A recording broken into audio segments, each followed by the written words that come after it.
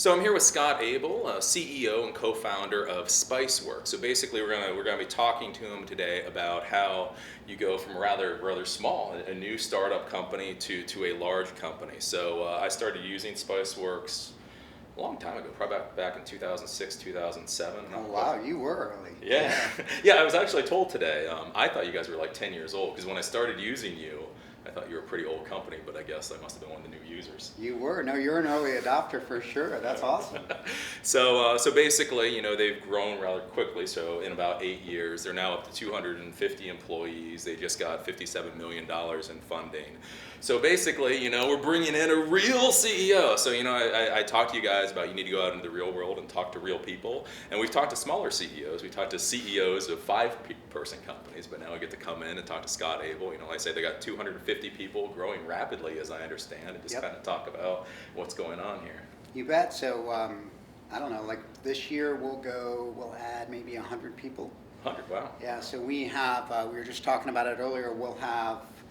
I guess this building will hold about 320, 330. So Wow. we're already right down the road, about 2 miles from here as the crow flies. Yeah. New building going up. Kind of scary to think about, to tell you the truth. When we started it, we maybe had more modest expectations and Yeah. didn't really ever think I'd be sitting here talking about 350 employees. So I guess be careful what you don't wish for, because you might get it anyway. I don't know. Okay. So what exactly, when users look at a company, many times they have a different idea of what the company is rather than the CEO and the founder. So like when I look at Spiceworks, I see mobile device management software, network management software, your community.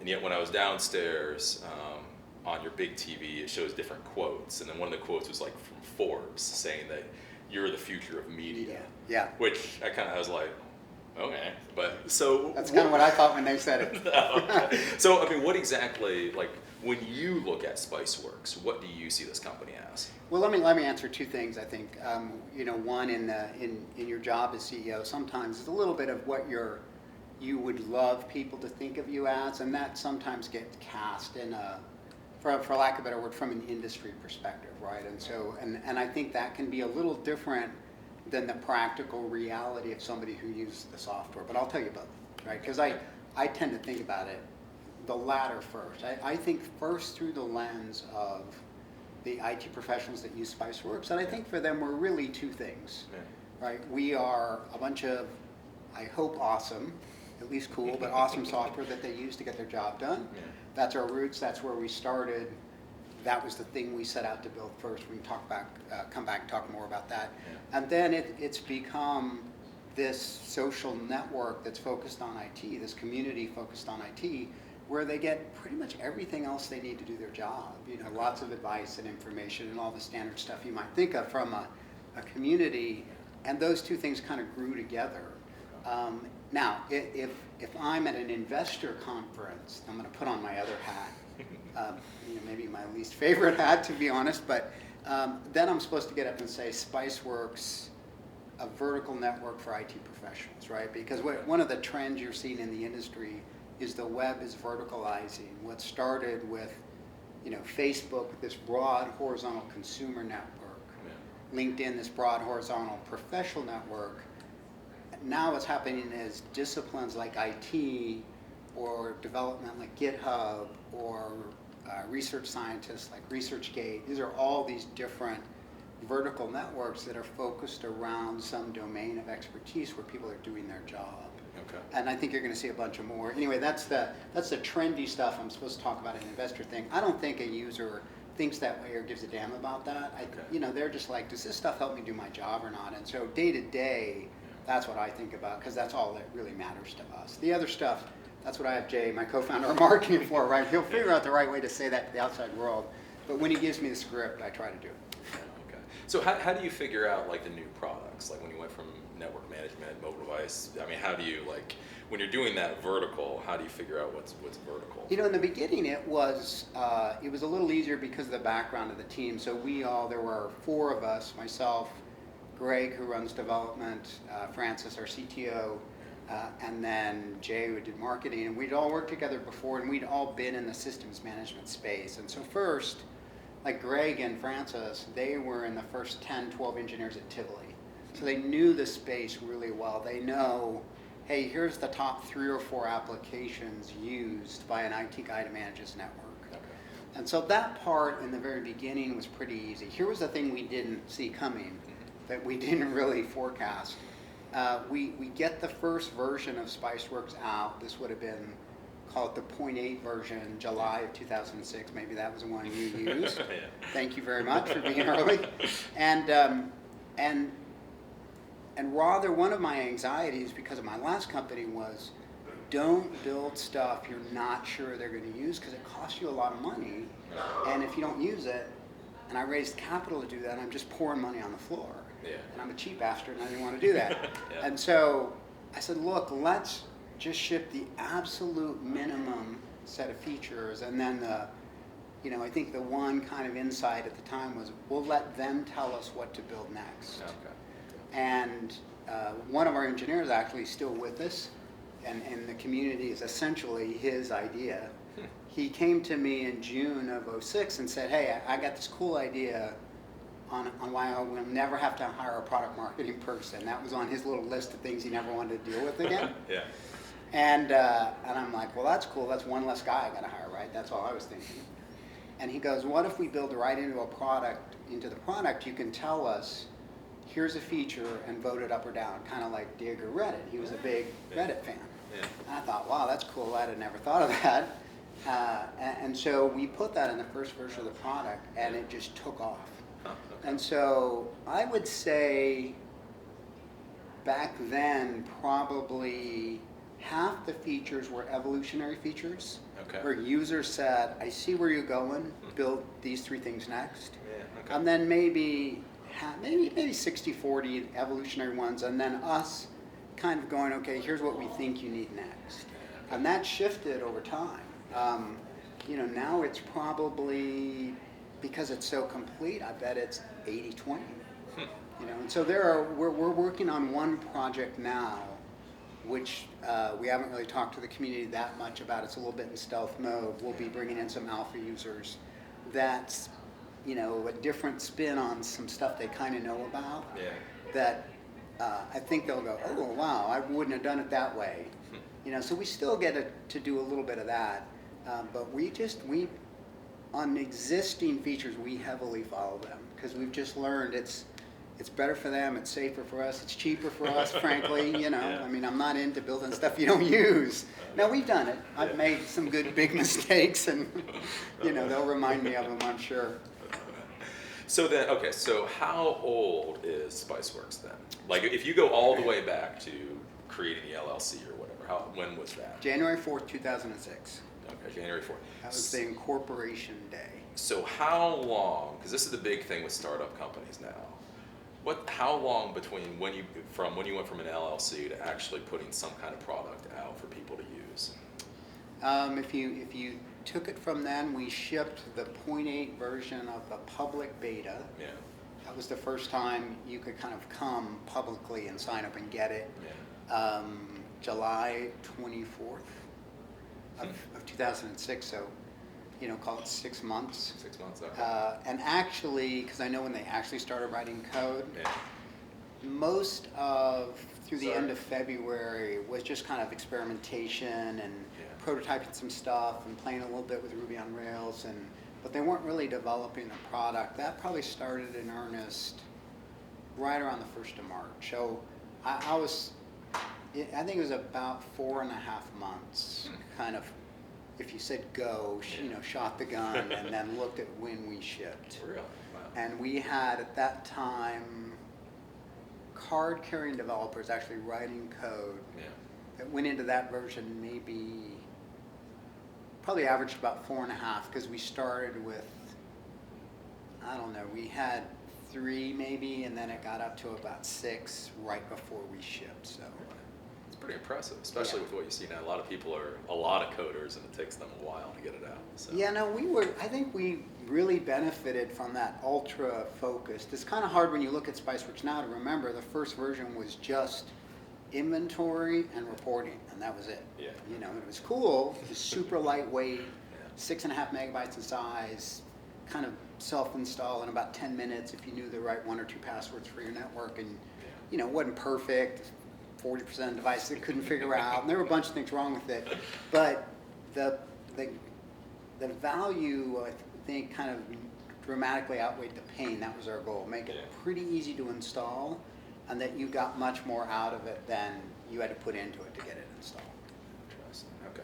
So then, so you created the LLC. So when you and the other co-founders were sitting down, drinking some beers, figuring this out, how long did it go from, you know what might be cool, to actually creating the LLC then? Well, our company got started a little different. So, you know, whenever I interview people, I always ask them the same question. I ask them when, you know, they're joining Spiceworks, what itch are you trying to scratch? And the reason is because the itch we were trying to scratch was just working together again. And so that actually came first. We were at my last company, and it had gotten big and culturally kind of gone sideways, and I just didn't like being there anymore, and to be honest. And so I went to them and said, hey, do you want to go play again? You know, and I prayed to God they'd say yes, because I can't actually do anything myself. And so they did, and that happened the summer of '05, kind of July of '05. Okay. So in August of '05, we started meeting once a week for 3 or 4 hours, brainstorming business/product ideas. And this one didn't come up probably until December.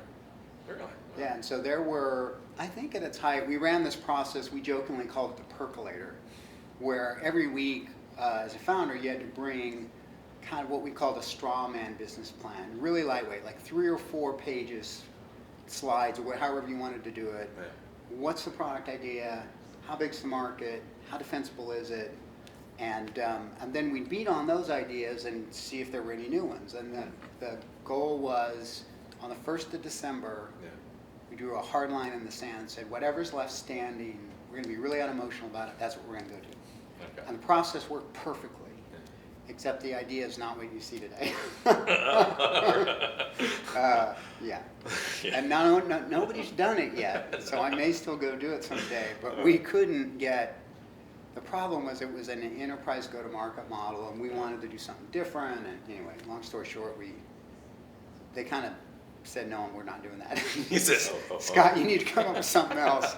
And since I'm the least intelligent person in the group, you know, I kind of had to get them to help me. And so really the product idea got formed in December. Okay. But the process, all joking aside, I think is really valuable because it causes you to, you know, not just take your favorite hobby. It forced the discipline. Is there a real market need? It caused us to do a bunch of market research. We visited about 35 different IT pros before we ever wrote a line of code. Spent about, I don't know, probably averaged 2-3 hours a piece with them. And we were just trying to understand, for SMB, you know, these people were in companies of 15, 20 people up to about 500. What problem wasn't getting solved for them? And we did that by just asking these open-ended questions about, you know, what's a day in your life or month or whatever it is.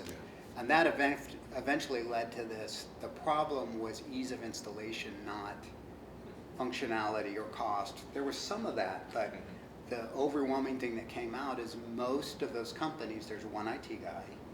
And if it takes 2 weeks to put in a tool to make his job easier, he can never do it. Because he can't stop his day job for 2 weeks while he's trying to make his life better. And that was kind of the epiphany that kicked off Spiceworks. Okay. So then now with everything, so what is your, as I understand, your revenue model is basically advertising? Is there any other significant revenue? There is, yeah. It's a media-like model. Okay. Rounded off, you could put our revenue in 2 big buckets. Okay. There's a bunch of media products that you would see similarly at, you know, whether it's Facebook or IDG, right? There's ads in there, there's email marketing campaigns, there's webinars, there's videos like we were talking about earlier. But rounded off, most of those media products are inventory based. There's a perishable thing like page view impressions or the number of sends of an email list, and we sell against that inventory. And that, you know, even though everybody told us that wouldn't work, that's worked pretty well. And then there's another chunk which are tools we sell to marketers on a subscription basis Okay. to help them reach and engage with IT pros in the workflow of their job. Vendor pages, product pages, these infamous green guy accounts that you see in our community, that's all to let marketers try to replicate kind of what we did with the community, right? We listened to them and let them tell us what to build. And as we grew, a lot of people said, well, we want to do what you did, but for our products. And I'm like, no, you're gonna have to pay me for that. but it's very symbiotic because the way that the community's grown, the community does a great job of helping us kind of moderate them so they behave well, and they in turn, I think, have quickly figured out don't mess, with the community. It's a really precious resource, and if we don't behave well, we'll screw it up and we'll lose the thing we want. So we never really, it's cool, we never had to, in a draconian way, strong arm them. The community kind of does it naturally for us. So I think why I ran into you guys back whenever it was 2006, 2007 is I was looking for the network management software. Don't quote me. I think I was looking at SolarWinds at the time, was the next competitor. And that was what struck me is, as I recall, their price, it was $1,000 to buy the server and then $50 per agent. Mm-hmm. And so when I looked even at my small business clients, it was going to be $3,000 basically for preventative maintenance, which they weren't going to spend. The owner always goes, why would I do that? So I got to pay you either way. I mean, if they were charging $50 per agent, I would have expected you guys to charge $5,000 or $1,000 and you get everything. Where do you come up with the ad model? Where does free come into exactly. Because it's just not one of those things that I would have, even until, you guys are big. You don't think that you would make that much money off that model. I totally get it. And what's funny is when we started, and we were pitching venture capitalists on this ad-supported model, you'd be telling some, and maybe not a super experienced one, they'd go, yeah, I just don't understand that. And then you go, there's this little company called Google, and they make all this money on advertising, and even they would say, yeah, but I never click on those Google ads. And back then, Google was doing, I don't know, $10 billion a year. I'm like, somebody's clicking on these ads. Here's how, there were 2 or 3 things that caused us to take this leap of faith or do this crazy thing. So one was, we were trying to decide, when you go build a product, one of the things you have to decide is they call it go-to-market model, but it's a fancy way of saying, how am I going to get my software into the market? How am I going to distribute it? Am I going to have big, expensive enterprise sales guys that knock on everybody's door? I didn't want to do that. I've done that a bunch of my career, it sucks. Or, are you going to use some consumer-like distribution model, go through people like CDW or Best Buy or something in between. And so one of the things we were studying was open source distribution models, and I couldn't quite figure out how they really were working. But in the process, we ended up studying the CRM market because it was mature enough, it had gone through 3 or 4 waves. And one of the things that was fascinating is if you went all the way back to, say, Siebel, and you plotted the price per seat of annually of a seat of CRM software, you saw a curve that looked like this. It was the classic asymptotically approaching zero. Because there was Siebel, there was Salesforce, there was this new company, Sugar CRM, and there were even a couple people toying around with free. And we looked at that, and my background's in physics. Whenever you see one of those curves, you can debate when it goes to zero, but not if. It's just how long do you want to wait? Okay. And so what I was worried about was I thought, okay, let's say your example's a perfect one. You're going to charge $50. I say, I'm going to be aggressive. I'm going to charge 10. Well, what if somebody else charges me 5? Right? And then the next guy goes, oh, I'll make it 2. And so you're on this race to zero. Yeah. And so I thought, if you really believe there's a race to zero, jump to zero now. Because one of the other things you learn when you start a company is they build these natural, the fancy name is these internal value chains, but basically it means the company is kind of self-reinforcing how it behaves. If you sell a product that has an ASP of $100,000, you'll build a bunch of implicit cost in your business because you got this high volume, this high margin product, right? And you can afford it. if your ASP is 20K, a bunch of that expense you won't build. And so that's like, for example, why early on Dell would build other people, they'd beat other people because their cost basis was lower. And they could afford to do things HP back then couldn't do. It's kind of equalized now. And so we've looked at it and said, look, we're not saying we never charge users for some sort of software or service, but if we could find a way to make money on free, we'd always have this massive cost advantage, even if we did charge, because we can always jump back to zero. If you start charging, you can never jump to zero. Imagine the board meeting where you walk in and you go, I got this brilliant idea. We're going to take the thing we get $1,000 for now and give it away for free, but we're going to make it up in volume, you know?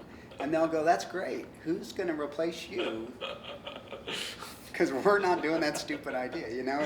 That's probably what happens. And so there was that, but the real credit goes to Jay. So it was early February, they're prototyping, and we're assuming our go-to-market model is going to look like Salesforce. 30-day trial, charge you $40, $50 a month, kind of a SaaS model. So it would have been way better than that $1,000 and $50 a device, but still I'm charging you. And Jay walks into my office, and or my little tiny cube. Our entire 5 cubes would fit in this room. And he says, okay, what does success look like a year from launch? I'm like, I don't have a crystal ball. I don't know. Let's say 1,000 people pays $50 a month. I bet that'd be awesome. And he goes, okay, what if 3 guys from Stanford see this cool Ruby on Rails app, and they go, well, I can build that, and they give it away for free.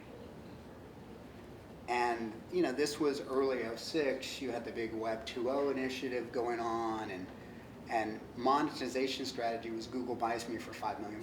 And I thought, that's going to happen. That some idiot is going to do that, and then they won't go from 0 to 1,000 people in a year. They'll go from 0 to 100,000 in a year, and I'll be irrelevant. And I thought, I'm old. This may be my last one. I don't want to be the last great something. I'd rather be the first great something, even if it fails. I thought it'd be more fun. So I turned to Jay and I said, clear your calendar, drop what you're doing, go figure out how we make money on free. And, we had no earthly idea what we were doing. But, if you fumble forward enough times instead of backwards, it works out okay. So how were you initially funded? Were you bootstrapped? Did you get investment? How did that work out? We did. On this front, we were really lucky. So we were, the seed money for Spiceworks came from Austin Ventures. They did both our seed round and 100% of our Series A.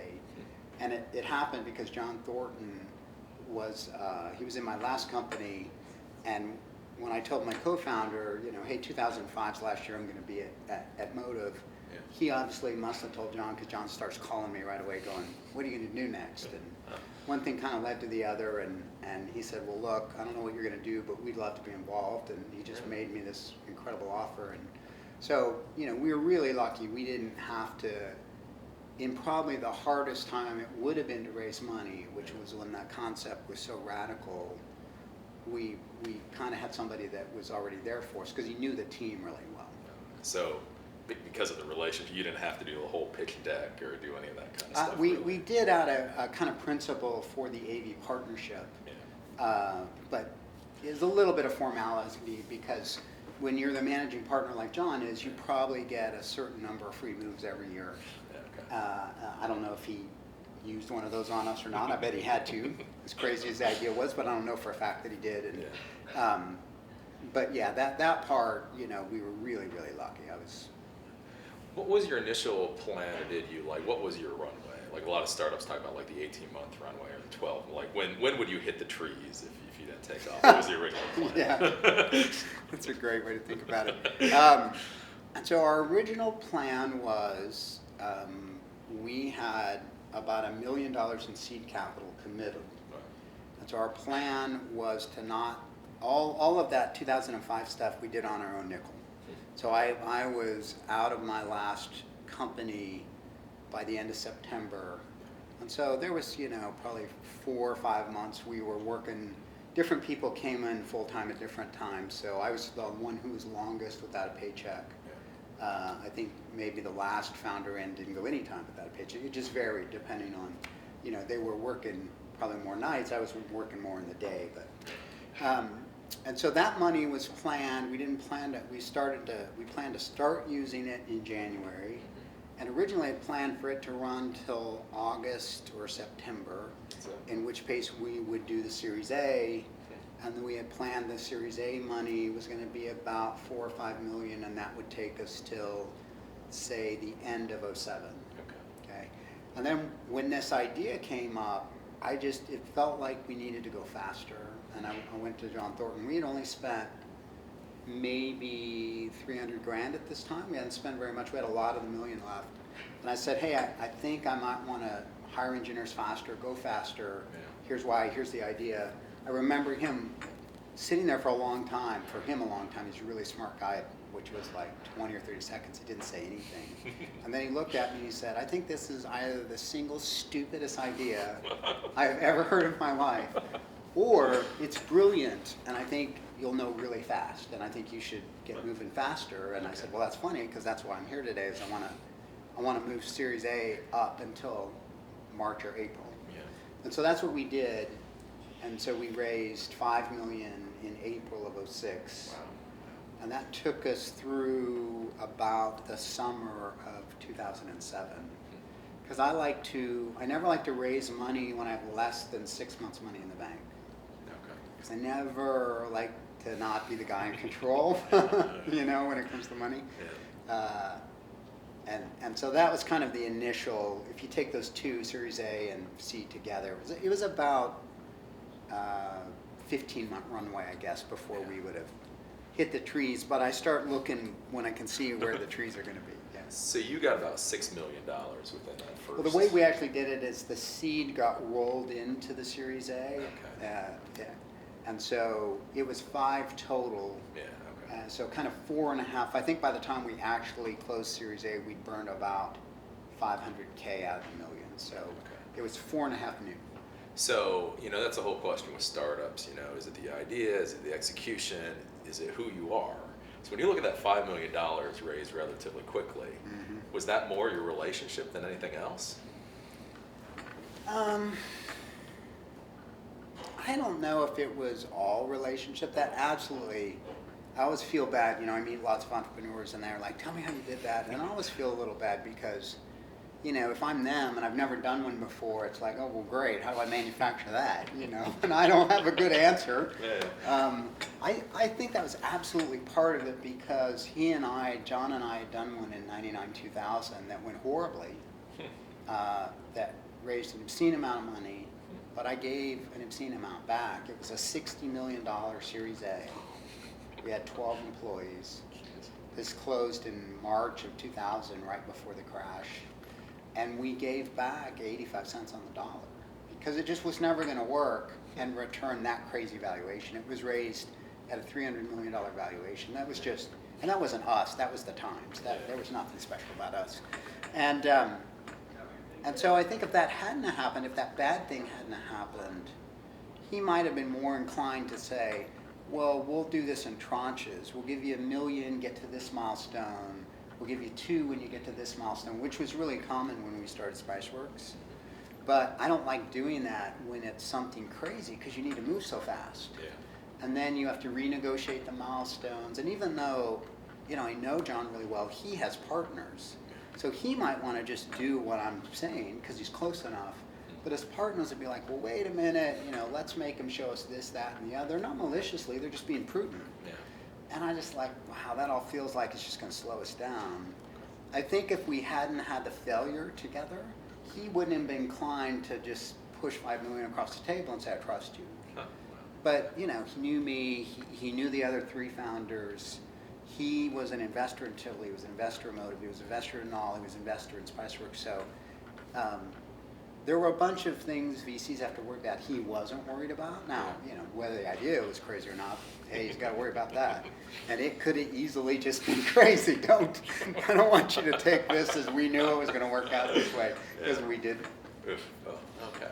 Now, with the funding and all the different series, is there ever a plan B? Like I know in the big Silicon Valley, they talk about the Series A crunch, where all these people get seed money, then they get to Series A, and then they all die.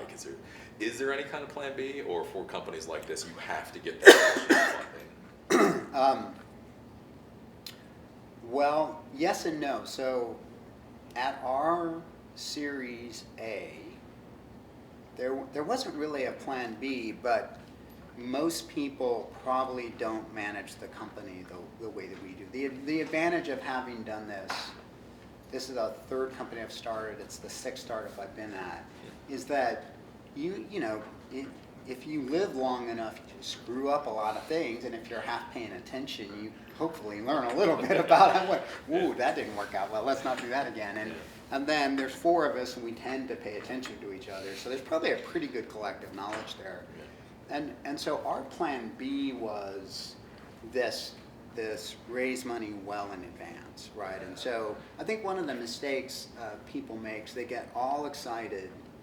They might even have a really cool idea like they and think, let's go faster. And they're not disciplined enough to go, okay, what exactly does that mean to my burn rate? And it sneaks up on them. And then they're like, whoa, I only have 2 months of money. I better go raise it fast. And if, forget valuation or anything, getting the perfect valuation you want, if there's any hiccups, they're kind of screwed. Okay. And so what we did, we did two things that were a little different. One is I always make sure I'm 6 months in advance, so I have time to pivot. Now that's still no guarantee, I could still run out of money. Nothing unique about me. And then, but the second thing we did was I had gone to this one investor and asked him this question. I said, hey, like what does an A guy look for, and a B guy look for, and a C guy look for? Like don't just blindly rush into the future. What is that next stage guy looking for? And he gave me this really crisp answer. He said, okay, look, seed money is develop a concept. A is build the product and prove it solves a problem for somebody. Not at scale, just it works, and enough people, that's a little bit of soft measure, will use it and say, yeah, it really does something for me. And he goes, and that's all that A is about, okay? So when you're asking for it, if you have C and you're asking for A, you're asking for money to go do that. He goes, now B is about you've proven that the product solves a real need, because you did that with the A money, and now you want to go start to monetize it. And so if you flip that around and say, what would a Series B guy look for? It's traction.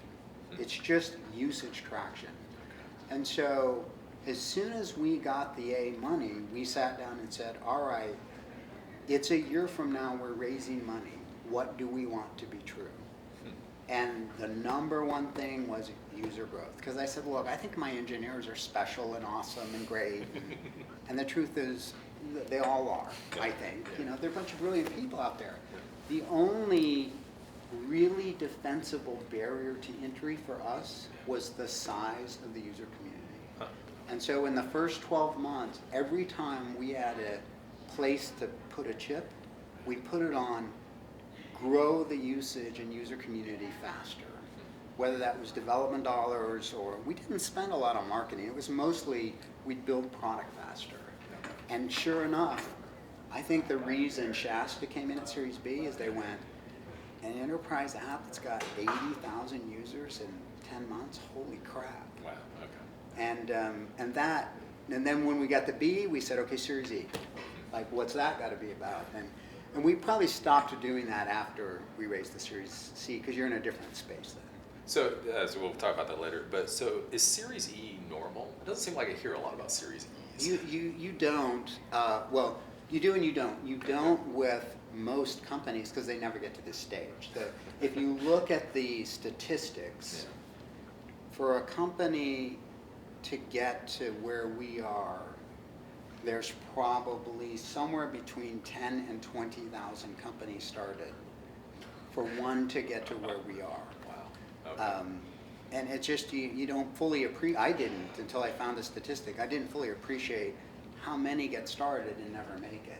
But you can see it if you go learn about the mechanics of the venture business, your average Series A venture firm will make 20 investments of $4 to $5 million a piece. Yeah. And out of those, probably 15 to 16, they will lose every dollar.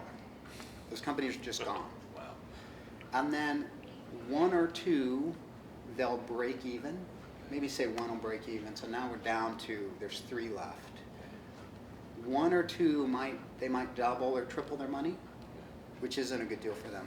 And one they'll make 20 or 50 times their money on. Huh, wow. The problem is they don't know which one.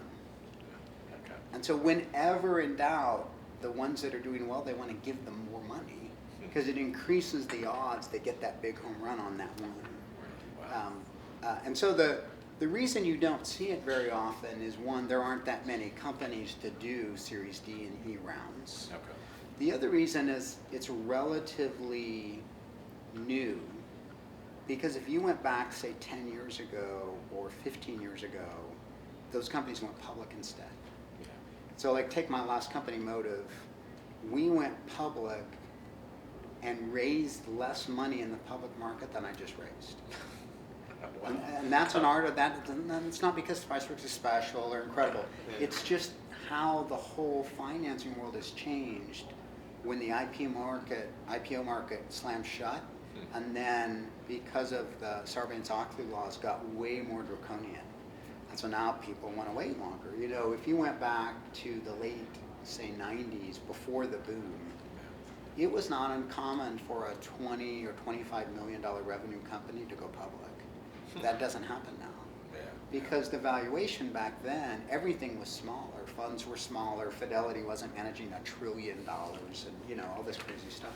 And all that stuff trickles down. And so now there is a market for these Series D, Series E rounds for capital that didn't exist, call it 12 years ago, because the only option was the IPO market. It's just different now. So then so it sounds like you have experience before. So like when you're looking at this, the question is what makes you qualified to like, so if you're going to be founding Spiceworks, why should you found Spiceworks? On any given day, I don't think I am, to be completely honest with you. Look, the cool thing I think about America, about the startup world here in the United States, is I'm not sure there are a lot of qualifications to try, right? Yeah. That's the cool thing about capitalism is you can go out tomorrow and try. Yeah. There are things which reduce risk for you, the entrepreneur, and for investors. Yeah. And so like let's flip it around. Let me answer this in maybe a more pragmatic way. Yeah. What's that investor you're going to ask money for looking for? What he's looking for a lot is character, right? Believe it or not. I think they're really smart ones. They want to know that you have, in a perfect world, lots of domain expertise about your area, about IT or whatever it is, maybe it's network management software, and that you are wildly passionate about it. That's what I think most smart ones would put first. So you could have all the experience in the world, and if I didn't give a shit about this, about this market, most smart guys, wisely, would walk right past me. Because it's hard, and if you don't love it, you won't do it when it gets harder, and it will get harder before it gets easier. Now, once you have that, then there's all these extra credit things which make it look less risky for them, right? Yeah. And so let's say you're that guy, you might be 26 years old, passionate about that product, and you happen to have a finance degree, so you understand a little something about managing money in and out of a company. That lowers risk. There's some stupid things I did when I was earlier in my career that you won't do, right? Because you're smarter than me. And so I can learn that by screwing it up and not doing it the third time, or maybe I got an MBA or something and I learned it right the first time. And so it's not, I think sometimes this gets cast as 12 checklist items, and if you don't have them, you're not qualified. I don't think that's the right way to think about it. I mean, look at Zuckerberg when he started. He didn't know jack about anything. He was probably a good hacker, and that was it. And I think he's matured into being a really good CEO, given what's still under his purview, right? And he was smart. He went and got Sheryl Sandberg, and she's super experienced. So I think it's kind of BS to say you have to have this checklist. I can tell you what they don't like. Big red flags, single founder companies. Because it suggests doesn't play well with others, you know? I mean, it's not, this is kind of like kindergarten, right? That thing they say about, you know, everything you need to know you learn in kindergarten, I think it's true. Yeah. And so, you know, for me, we have 4 because that's who I wanted to play with. And I didn't, it wasn't about me keeping as much of the pie as I could. To me, it was literally, I just like working with those guys. And if that means the pie gets split 4 ways, who cares? I didn't care. You know, the bigger thing is, do you make it or not? It's not, you know, when the pie's big enough, I didn't care about that. So now, does any of that make me qualified? I think there's better people to judge my qualifications than for me to sit here and say I'm amazingly qualified. You probably would be way better off to judge than me. If you just give me 5 minutes notice if you're going to fire me so I can get my stuff out of my desk. That's all I ask. So, but what about the question of age? Because whether or not it's true, at least in the popular media, it seems like 22. If you're 23, you're over the hill. Yeah. Darn it, you had a year, you screwed up. So, what is it with age and startups? And have you found a problem? Because you said you've started a couple of these. Has there been a difference as you have aged in one way or the other? Yeah. I sleep less now. Well, first the facts, because they've studied this. I have a friend he was co-founder of my last company. He's a VC now in California, and so I get all this cool insight now that I'm not supposed to have. Take a wild guess what the average age of pick a successful startup. I don't mean just any company that gets started. Where successful is you have north of $100 million exit, or the company goes public. Take a wild guess what the average age of that founder and CEO is. I think I've seen it somewhere near 40, isn't it? I think that's... It's just under 40. It's like around 38, 39. So it's way older than the popular media would tell you. The flip side, though, is you're exactly right. The public perception is that if you're not like 22, you're old, decrepit, a moron, and you can't do anything, which on some days might be true. And I think that you know, we tend to popularize these 1 in 100,000 edge cases, you know, and so that's what Google is, that's what Facebook is. They're just, you'll see them literally. Those were different generations of the same thing, right? And so I think that stems a little bit from willingness to change and try things. You know, I'll be honest. There are things that it would have never occurred to me. Like Facebook's a great example.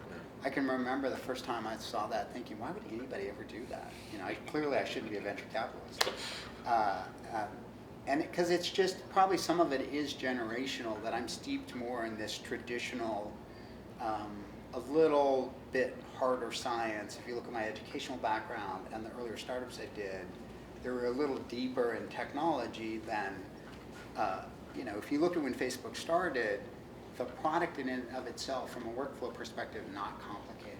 Yeah. The science in Facebook is its scale today, but that's not how it started. Not to trivialize that, that's massive, no pun intended, and it's very, very hard.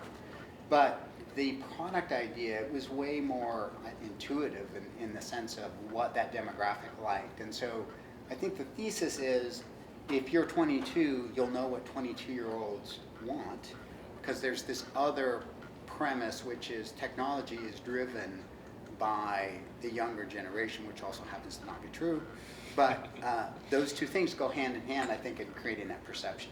Right? I do think the cool thing about it, it's one reason why such a large percentage of our company is younger. So now 50% of our employees are under the age of 28. And that is by design.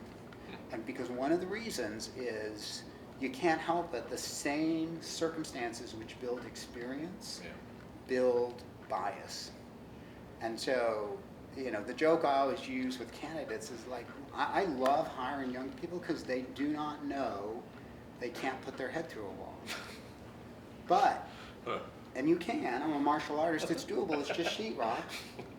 But you might want to know where the studs are. That's my job, right? Is to tell you, move over 6 inches. Now, go right ahead. It'll hurt. You might even, break your skin, but you won't die. But if you do it here, you're probably going to die if you hit it hard enough. Yeah. But that's what's cool is if I take all the ideas in Spiceworks, 90% of them, this is an exaggeration, they didn't come out of one of the founders. And lots of them came from people that we just gave them a tough problem and said, don't just think you have to do what other people do. And they came back and I was like, wow, I never thought of that. Okay. And I just care we do something cool. It's kind of cool when it's my idea, but if that was it, I'd be sitting all alone somewhere and there'd be no Spiceworks and you wouldn't be here. So I don't know. So then I guess the next question. So we're in Austin, Texas. And so, the big thing in the startup world is all Silicon Valley. Apparently, the only place in the world is Silicon Valley. So I've read that, yeah. And everybody else is trying to be Silicon Valley. I'm from Baltimore. They're trying to create Silicon Harbor, Silicon Valley, and all this. So I guess the questions are, A, why Austin? And then B, has it been a hindrance or a help not being in Silicon Valley? Yeah, no, it's a great question. The why Austin one's not particularly profound. It's because we lived here. My first company, literally my motivation, I was one of 5 founders, was I was getting all these job offers in California and I didn't want to move.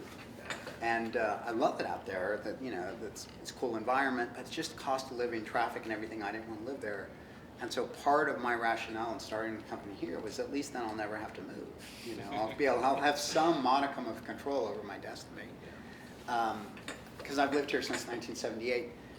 Now, I think there are a bunch of pluses to being in Austin, but there are some negatives, okay? While competitive locally, our job market, like if it comes to competing for engineers, is nothing like California. It's just, crazy competitive out there. And because the startup density is so high, I actually think there's a bad behavior trait, which is it's really easy to bail at the first sign of trouble and just go, well, I'll just, I have a year of my stock or 2 years of my stock. Whoa, hit a rocky patch. I'll just go next door to the new shiny object, get 2 years of stock there, and you can see it on people's resumes. Now, one of the things we don't get is there, on your way home, if you're the CEO, you can drop in a happy hour and network and mix and talk to 3 press people. And here, I have to orchestrate an event to make that happen because those people don't hang out in Austin, Texas. And so it's a set of good and bad. I think there are a bunch of quality of life things here, even if you work 60 hours a week here, that you get in Austin that you don't get out there, but it makes other things harder. It's harder. I think this company, if it were in California, I bet it would have higher visibility than we have on a national stage. Is ours high enough, though? We're not that kind of company, I think some entrepreneurs evangelize their companies, like probably prematurely, and spend too much energy on that, not enough on building a great product. And so I don't know. When I look at all in balance, I wouldn't do it any other way. I think the talent pool here is good enough. We have, particularly in our space, for systems management products for IT people, there's a disproportionate balance of those engineers in Austin because of Tivoli, because of the IBM dumping all these people into Tivoli, and Tivoli created all this expertise. And so for our space, we're probably a little better off for those engineers than in the Valley. But for the average, web developer, probably not even close.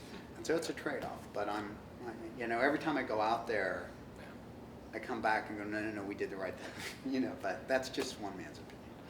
So with that, with the whole idea like Silicon Valley and all that, there's a big idea of community.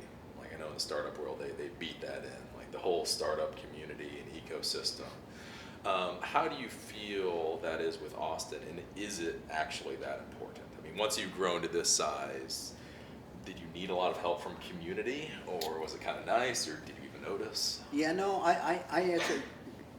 There definitely is, I think ecosystem's the better word to use, and maybe let's talk about both. In terms of a startup company ecosystem, I do believe it's important. And Austin, probably now, maybe you could go back 5 or 6 years ago, at that point, I think it was pretty strong. If you went back 10 years before that, it was hard because you didn't have enough.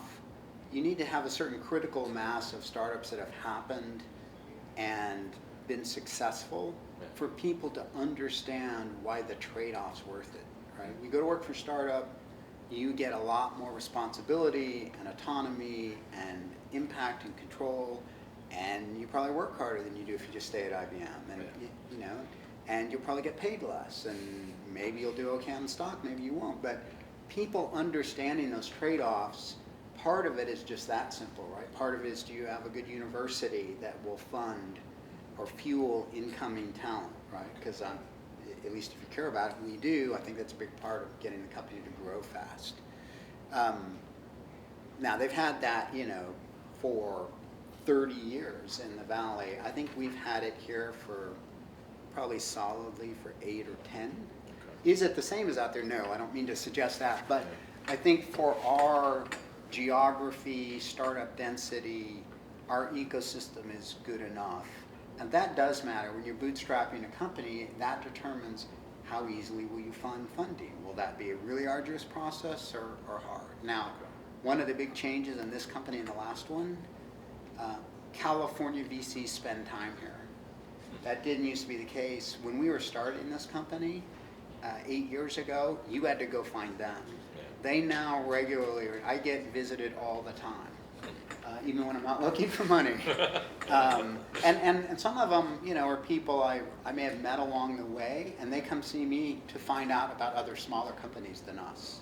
Because that's what the smart ones do. They're like, hey, I know you're not looking for money anymore. I saw that Goldman Sachs thing. But, hey, who's the next Spiceworks I should be looking for? That's a good sign, right? It means they've decided this is a good startup ecosystem, and they're willing to spend time here. The community part, I'm not sure that might be a better question to ask maybe one of my co-founders. I'm not sure I'm a great judge because I'm not great at going and asking people for advice, to be really honest. I get asked a lot, so and it's important to me to give back and help people. And so when I think about it from that perspective, it probably is important. You know, if let's say you're that thoughtful 22-year-old and you're going, why, I think I don't know a lot of things. And I want to ask people for help. If there's nobody here who's ever done it before, you're kind of screwed, right? You'd have to get on a plane. I think there is now, from a community sense, enough entrepreneurs that have been down the road that made a bunch of mistakes and go, dude, don't do this. Okay, let me tell you about the bad things that happened to me. That's how my breakfasts go a lot. That probably does matter. I, in this one, did way less of it, because I made all the scripts already. I figure I'll just pay attention to my own list. I won't burden anybody else with new things.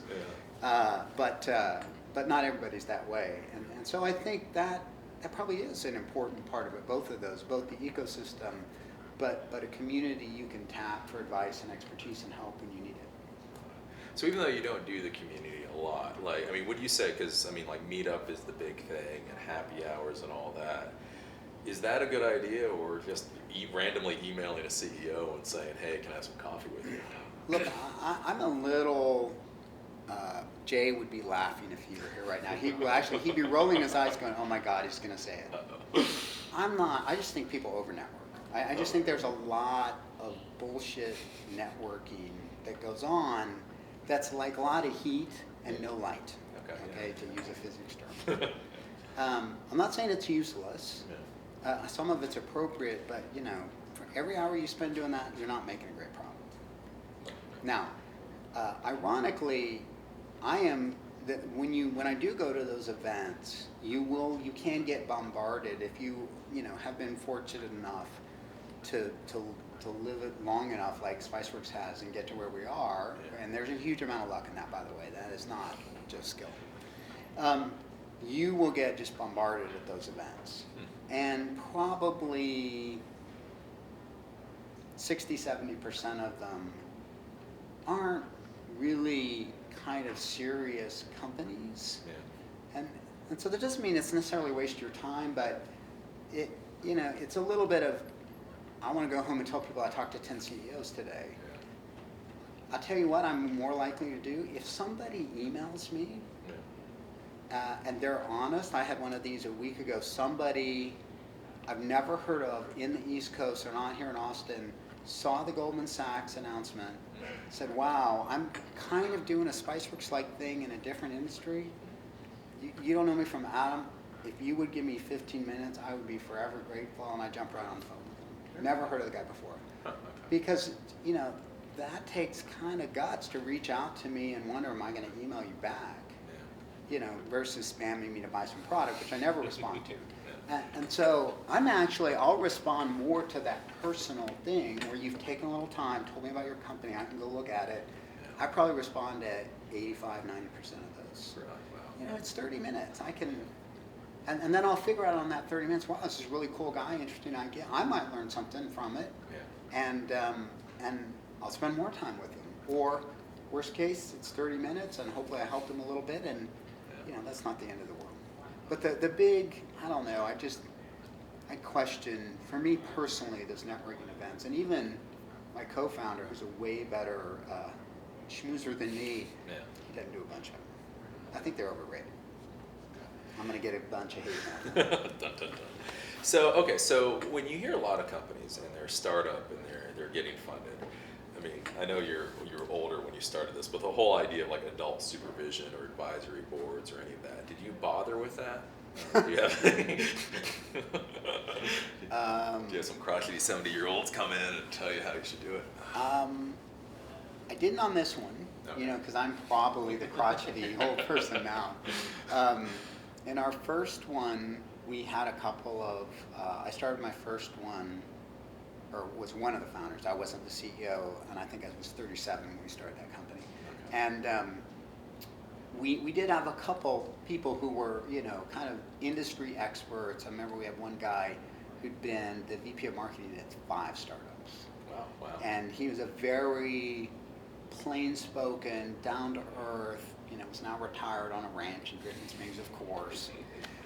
But that guy, I mean, there were just things you would ask him about, and he'd go, yeah, don't ever do that. He was just, and it's just input. He didn't care if he did it or not. It didn't matter to him. Maybe you gave him a little bit in the stock to be help you out, but not a lot. I've never done the big formal advisory board thing. Like ours were just select individuals. Okay. And the reason is it's one more thing to manage. Okay. Because if I formally go recruit an advisory board and go get a bunch of names that are close to my space, and you make a big deal out of having the board to the outside world, like go, it's on your website, go look at these 10 people. Well, then you're implicitly making a big deal to them, and they want to talk to you and tell you what to do, and then they expect you to give them feedback, and that feels disingenuous to me. If I'm not gonna just put you there like on paper, and so I don't want to have to manage you. I'm a little unique in that regard. We did have explicitly in my first one, implicitly in the second one. There's one gentleman who's kind of like the godfather of venture capital here in town, just a super guy, and always would give you just unbiased, he didn't even have money in my second one, but he was just a friend of mine, and you could go to Eric and he would go, this is input, not a vote, do whatever you want. Well, I would do this, and I would never do that, and this is jacked, and those are just all my opinions, but he'd seen so much stuff, you were kind of stupid for not asking, Now, the more, I think it's probably more important if I were that 22 or 25-year-old, I'd probably just find some experienced business person I trusted. That would be more important to me than explicit board members or advisory boards, because here's the thing. The thing I think nobody fully appreciates when you start a company and you run a company, big or small, is implicitly when you control people's livelihood and income, they always want something for you and they don't even know it, right? And so it biases everything they tell you, and they're not being malicious, it's just human nature, right? It would be like if I was a big ass sponsor of yours, you'd be nice to me, right? And when you might really just want me to tell you something that's going to help you make your show better or something. Yeah. And so that's the thing you quickly learn.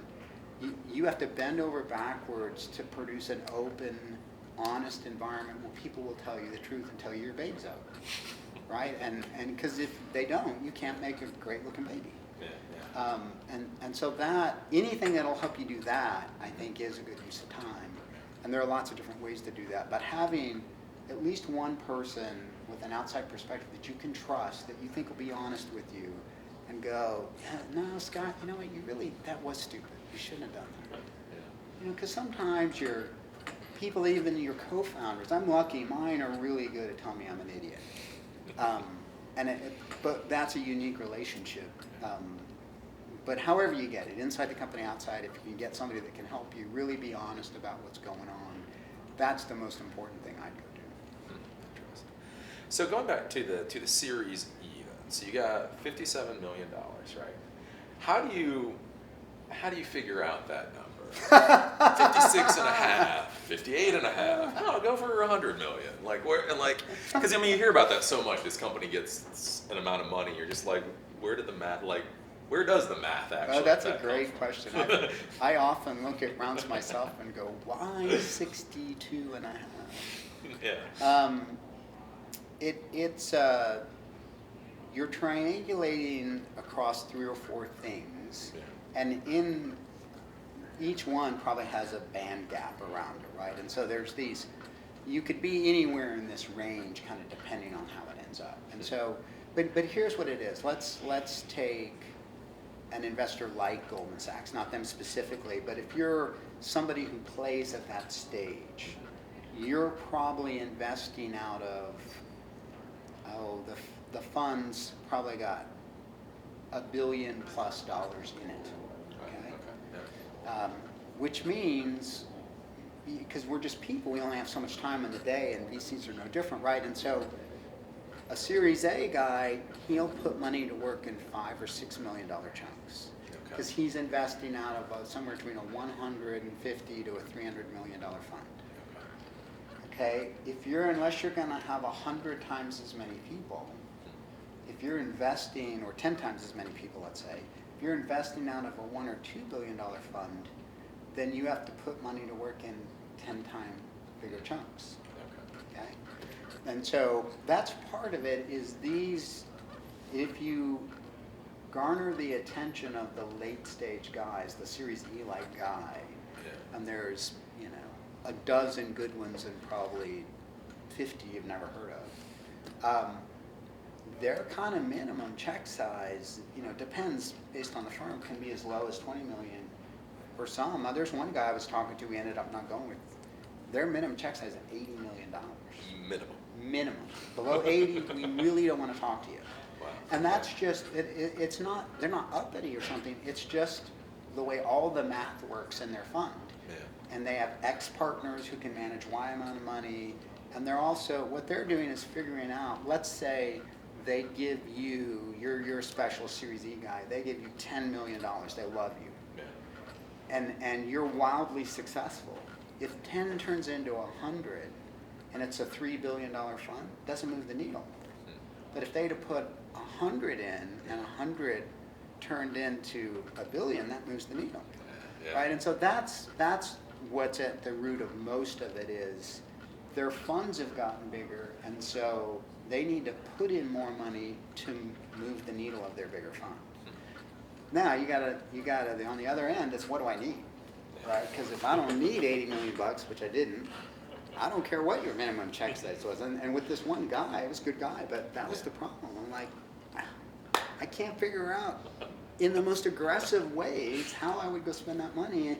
And now it's just, it could be bad behavior. It would make you do stupid things, right? And so there's what money does the company need? What you normally do at our stage, the business should be mature enough that I can sit down with our CFO and we can guesstimate the cash needs of the business over the next 3 to 5 years.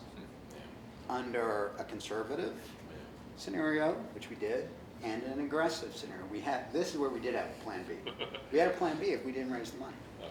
Yeah. which would not have us growing quite as fast, but it had more risk, right? And so you never really know in advance or you're going to be right. You don't know till the movie's over, unfortunately. It's a little scary part of the job. And then the last thing, you're indirectly casting against the third variable. So it's what they need for their fund. Yeah. It's what you need for the business, and then you're looking at dilution, right? And so, because one thing you could say is, okay, if let's say I only needed $20 million for the next 4 years, why wouldn't I take 80? It's safer. Yeah. Well, it costs you something. It's not free. If 20 million was going to be X dilution, 80 is going to be 4 times X. Yeah. Or maybe 3.5. They'll sometimes make you a deal as they get more of you, because they're nice. And that's where it gets interesting, because you're like, well, I don't really need that much cushion because I don't want to pay for it. Yeah. I don't want to dilute, the rest of the shareholders that much. And so you're always kind of balancing, what does the company need, how much cushion, and some of that's a personal decision. Some teams like to run closer to the wire. I don't. I've seen the movie too many times. I've seen people fly, my last company, when 9/11 happened, our revenue dropped 50% in 1 quarter. Wow. Because the entire United States stopped for 60 days. Yeah. And so shit happens sometimes. You can't control no matter how good a team you are at executing it.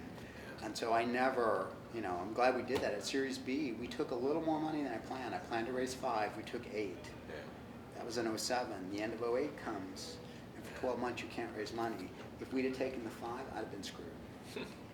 And there's just a little bird, the Series B guy was excited. He's like, well, I'm trying to get this much of the company. And I was like, I really don't, And then in the end, I asked a friend. I went to somebody that I trusted. And he goes, Scott, whenever you can raise money at a good price, take all you can get. Because you never know. Yeah. And we would have been in a bind. Because basically from January of 09 to about August, the VC market froze. You couldn't raise money. Wow. And then it opened up at the end, pure dumb luck, when we did our Series C, and it was binary. If you were a good company, you got a great valuation. Yeah. And if you were a bad company, you got nothing. It wasn't you got a bad valuation, you didn't raise money. Wow. And so for bad companies, the market was closed for over a year. Wow.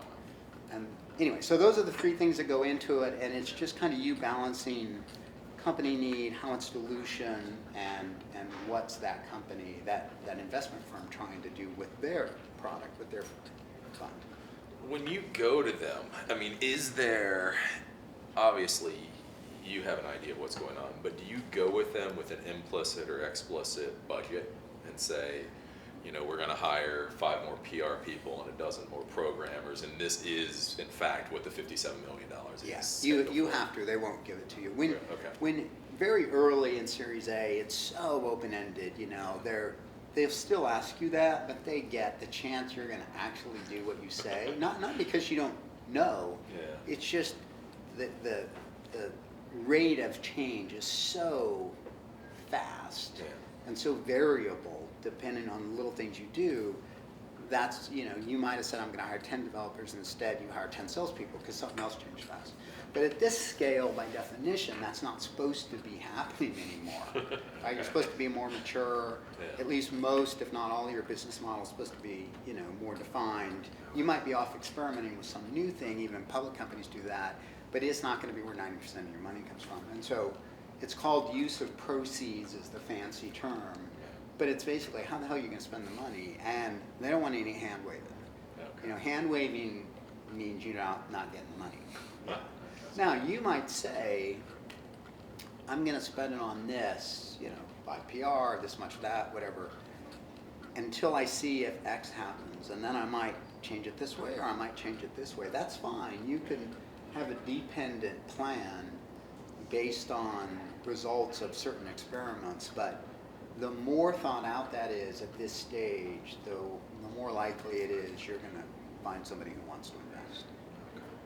So you're at Series E, which most people don't get to. So when is the IPO or the Oh. Series A? Are you going to Series Z? You're just gonna keep going, or what is the? Because IPOs nowadays, they seem to come out of nowhere. Like, hey, why don't we get IPO? You want IPO? Oh, IPO. Yeah, let's go IPO. Like, how is that? That's an artifact of the Jobs Act. It used to be, it looks that way now. It's actually the reverse. It's, and I'll come back to us in just a second, not trying to duck that. Yeah. It actually, unless you're being really risky, it's a more thoughtful process now because it's harder. Okay. It takes a lot more stuff. We were just talking about it this morning here at our E-staff meeting. And so the reason it looks like it, though, is that the Jobs Act allows you to file silently now. Huh. So it used to be, here's what happened. Let's say you were back 3 years ago, and you were thinking about going public. You pull together this thing called an S1. Yeah. You file it with the SEC, and the instant you do it, that document's public, and all of us nosy people can comb through it and, wow, how does Facebook really make money, right? And everybody did that, including your potential competitors if you have one, which nobody likes to do. Yeah. And nobody likes to air dirty laundry before they have to, right? Yeah. I mean, I don't want to tell you any more about us as a private company until it's time. Yeah. And so what the Jobs Act lets you do is what's called a silent filing. So the SEC does everything they do, but it's not public until you actually decide I'm going to go. Okay. And so they might go back and forth with you for 3 or 4 months. Yeah. Oh, I have questions about this. Oh, you can't do it that way, and you get all this stuff. And then when you're thinking now about really going, you've decided, I'm ready to take Eli the computer guy out. Yeah. Then you have to update it, and it's public, and now everybody can look at it. And that makes the windows look shorter because that's usually 2 to 4 months from when you actually trade. And so it looks shorter than it really is. Now back to us. Look, it was funny when we did the press release, announced the round. Press people always ask you, oh, are you going to go public? And you're supposed to give this lame answer that says, oh, well, we're not in a rush, and that's why we raised the money, and we'll take our time, and we'll go when the time's right, and it's, and that's true, but look, the reality is when you raise a Series Z, you're going public. We're going public. I doubt it'd be sooner than 2 years. I'm not saying it can't be. Okay. Yeah. And we're starting the work to get, everything in order so we can go public. Yeah. I'd be surprised if it was before 2 years because I'd like to be a little bigger. I'd like to see a little more predictability in the business just because, public markets are not particularly forgiving about that for no other reason than that. Yeah. At our size, we're probably just at the minimum size of a company revenue-wise that people would like to see go out these days, and a lot of that gets back to fund sizes again. It has nothing to do with anything else than Fidelity wants to own enough of you to move the needle. Yeah. And if, let's say, ridiculously small, you were 10 million in revenue a year, Yeah. at an aggressive valuation of 10 times revenue, that's $100 million valuation, there's not enough for them to move the needle. They're not interested. And so the reason you see people wait till they're like 750 million or $1 billion valuation, because then it's big enough for Fidelity to care, and they're the guy who buys the stock. Right? And so it looks a little mystical, but once you get under the covers and you see how things are ratcheted up, it's not so much. So we're starting, the background work and just all the internal processes you have to have, and predictability, and being, behaving like a public company will have to behave someday. Yeah, we'll have to go. Okay. Oop, there it is. So then, I guess one of the questions. So you get the money to grow, and so it seems like in the modern world, especially with corporations, if you go public, like you have to keep growing. Like, do you have an idea of like how big? Like, do you have an idea like what you would like to see this in a decade? Like, how many employees? Wow. Or is there a max? Freaking me out. Is there like a max? Just like you get up to 1,000 employees, you're like, I'm done. I had this, the co-founder of my last company, I didn't like this when he said it, Yeah. but I've reflected on it a bunch. And he said, there are just 2 states for a business. You grow or you die. What? Huh. And I was like, wait a minute, what about lifestyle businesses? And he goes, don't take this the wrong way, but in the macro world, there's no such thing, right? Those are really just like your personal salary was his point. And so what he's really saying is, look, if you are going to be a growing competitive concern in some market segment that matters, you have to grow. Because the day you say, hey, the market's growing 25% a year, but we don't want to. We want to just grow 5, maybe for cultural reasons. Could be a very good reason, okay? We're big believers in that. The problem is your competitor isn't going to do that. And so he's just going to eat your lunch. And so what you're really saying is, I'm done now. Okay. And I'm not even saying I agree. That's just market dynamics. And so you can debate how fast. I'm not saying you need to grow. If the market would support growing 100% a year, that you have to be 105 or you have to be 80. But if you're 20, when a market could support somebody growing at 80, if you don't, somebody else will. And you might as well just stop now, and it'll be way less trouble for you. And so for us, when we look forward, we know a lot about the market we're in. We have a plan for how this company gets to 3, 4, 500 million in revenue someday. I won't tell you when, because I will tell you too much about us now. But and that's all. Might have to back into how many people that is. I bet Jeff has a spreadsheet down here. I don't want to know, because I thought we'd never have more than 30 employees. But clearly we can see I was wrong. But I think if you wake up, even by accident, kind of like we do, and you own a space, part of doing a Series E is you have to look yourself in the mirror and go, okay, however I got here, good fortune, if I want to stay here, we need to decide, are we serious about it or not? Is this the team that wants to be serious about it or not? And can we do it in a way that we like? I think the part that people forget is you do get choice, right? I don't have to do it the way the other guy does it. The market outcome, I need to be competitive. If he's going to do 40, I probably got to do 35 to 50. I don't have to beat him. Because there are other dimensions of competition, but it can't be 10. Or in 3 years, you're just going to stomp on you and you'll be gone. But how you do it, how you behave, what you choose to value, what you put first, I really do think matters, right? And so over the course of this company's history, there have been a bunch of ways we could have made money that would have put the relationship with our user community at jeopardy, and we just said no.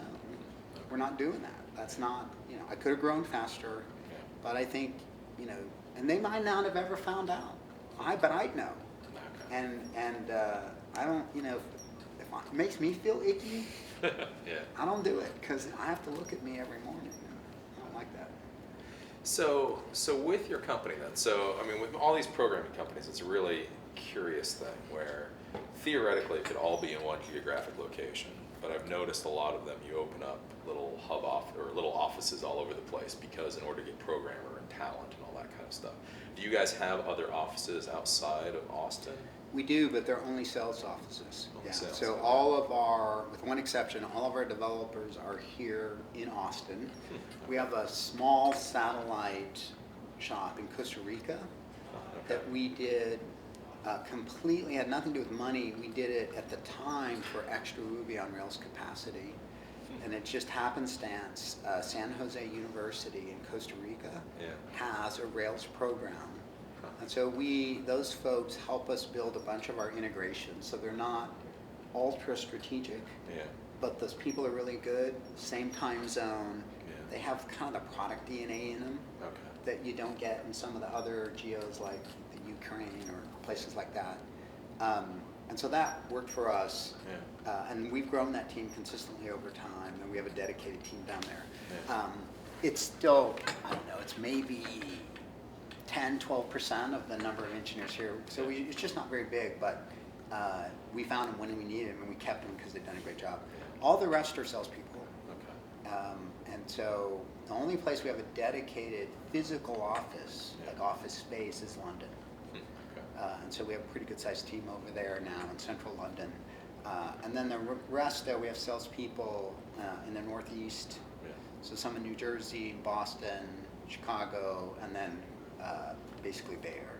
So, is that a decision? Because I've seen much smaller companies, it was 50 to 100 people, and they start creating these little offices in order to get talent. So is this some kind of decision on your part where you're like, no, I want them in this building, or is it just there's more than enough people in Austin, so? It's both. We're lucky, really good talent here. But if you go back to how we started, maybe this would change now. We've actually talked about it. We have one remote engineer right now because of a personal circumstance in Chicago, and we're toying with adding 1 or 2 people with him because he's working on a project that's kind of walled off. Okay. But that's more about him because he's just an awesome guy and I don't want him going anywhere, and he can move fast when he's up there. But let's take that out for a second. Yeah. When we started Spiceworks, if you think about the product we built and the business model, inventory applications at that time, like when you were looking for them, that space was fairly strongly commoditized.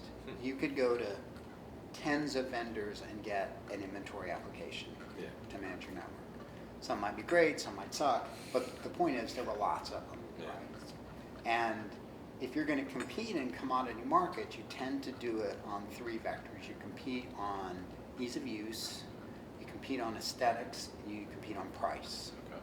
And so our belief was, given the model we were using and how important these intangibles were, I didn't want my engineers not close by because I wanted to turn the crank super fast. Okay. When you have, one of the things you give up when you have remote offices is you give up that tight iteration loop. And so it works well if the software you build and monetize is kind of more back-end systems. Like think of the best case of this. We actually have an engineer here who worked at MySQL forever. Okay. And he was there 5-6 years. He lived in Cedar Park the whole time, even though they're based in California. And they had engineers all over the world. Yeah. Well, it works because the user interface is the API, right?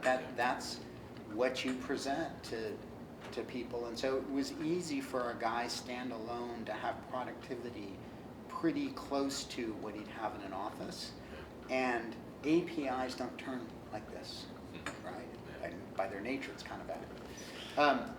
But that's not the case with our software. And in the beginning, we were all about, how does it look? How does it feel? Does it entertain you? And we would change that stuff super fast. Yeah. And I didn't want to be dealing with the whole, remote, forget were they another firm or not. Yeah. I just didn't even want my developers remote. And it kind of stuck. I guess if we got to a point where we couldn't cost effectively scale, I'd worry about it. But the other thing we did, we're just big believers in best people, best tools. And so the cheapest developer isn't the lowest cost one you find, it's the one you never hire. And so find a way to get 10 guys to do the work of 40. Yeah. And so little unknown fact about us, until January of 2010, the first 4 years, and that took us through Spiceworks 4.0. Okay. There were 10 developers at this company. Wow. And that's, Ruby on Rails, the whole environment. Yeah. It's just the magnifier. Our unique deployment architecture let us do things other people wouldn't able to do because Ruby wasn't fast enough. Yeah. And that allowed us to get massive, scale out of those developers without having, hell, my last company, to get the equivalent amount of functionality, I had 50 developers. Wow. Yeah. So it's definitely more fun when they're here and you can turn faster because you don't always feel like you're waiting. So have you guys ever done any kind of been actual outsourcing, or have you just always been against that? No. As a matter of fact, when we started the company, the first thing I asked the founders to do, long before it was what idea, was I just wanted to make sure we didn't make the mistakes we'd already made. So I said, write down all the things about the last 7 or 8 years you didn't like. Now, those were all at my company. So I took the list, looking for my name at the top of every list. Thank God I didn't see it. And but one of them for me was I went through at my last company and I ran development at the time, the whole Indian outsourcing thing, outsourced development to India. And at the time I thought, strategically, I thought, what a waste Those are great engineers over there. Yeah. They're not going to wake up and go, I love being paid 1/10 of what I'm worth in the United States. And there's this thing called the internet. Yeah. So they're going to know what somebody gets paid in the United States. Yeah. And so this is temporary. Now, temporary might be 2 years, that might be 10 years. I don't know how long, but if I zoom way out, this will not persist given the internet. And sure enough, salaries went up 30, 40% a year. Wow. But for 3 or 4 years, it was dirt cheap development. Yeah. And I went through all that, and when you factored in the time delay, the infrastructure cost, there are for-hire teams, so they don't care like you care, all these things. Greg went through it with me. It was at the top of my list. I'm not doing this outsourcing thing. And when we started Spiceworks, it was in vogue. Yeah. And I knew the VCs I might go to would say, where's your outsourced development team? Because it's 1/10 as much. Yeah. So I went to Francis and I said, how do you suggest I solve that? Because I know you don't want to be flying back and forth to Hyperbond all the time. And he's like, Ruby on Rails. Let's just think totally differently about it. And it never came up. And now, salaries have come up. They're not equal, but now an equivalent developer in India is probably about half. And once you get to half, it's not worth it.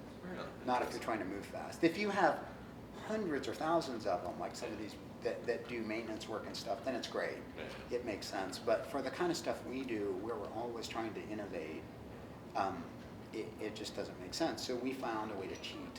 I'm a big believer, the old Captain Kirk, Star Trek, find a way to reprogram the simulator. I'm a big believer in that.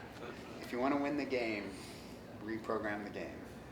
And so with your employees, like I was talking about, I got interviewed before I interviewed you. And so and then I... How'd we do? I think I did okay. Then, of course, being a good interviewer, I started asking her questions. And so an interesting thing is, like with, they get options, I guess.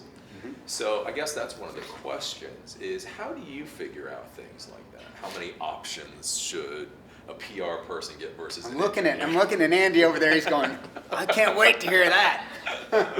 Oh, it's very sophisticated. There's this massive mathematical model, and it actually they're kind of, it's just like salary.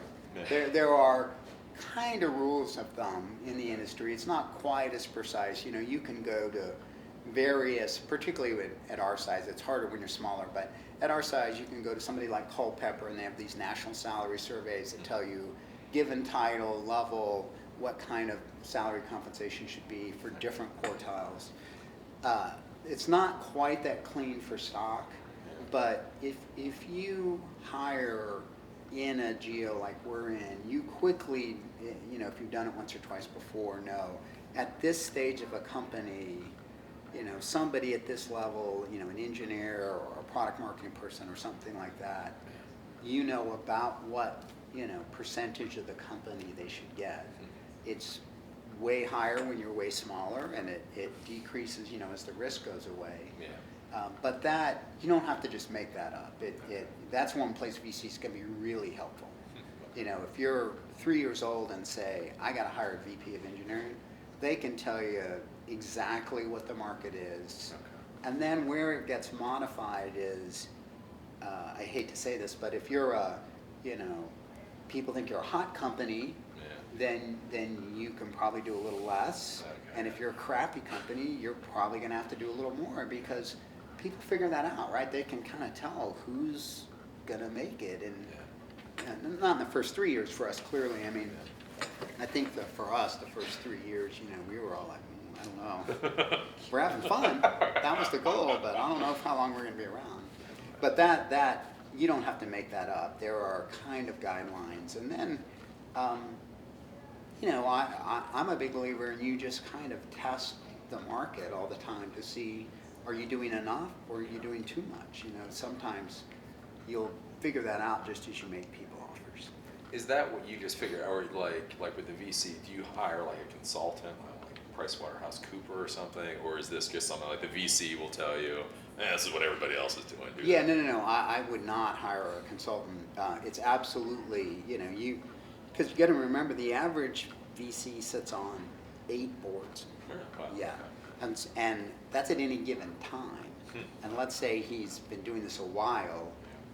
I mean, John Thornton's been doing this 20 years now. He's been involved in literally hundreds of companies.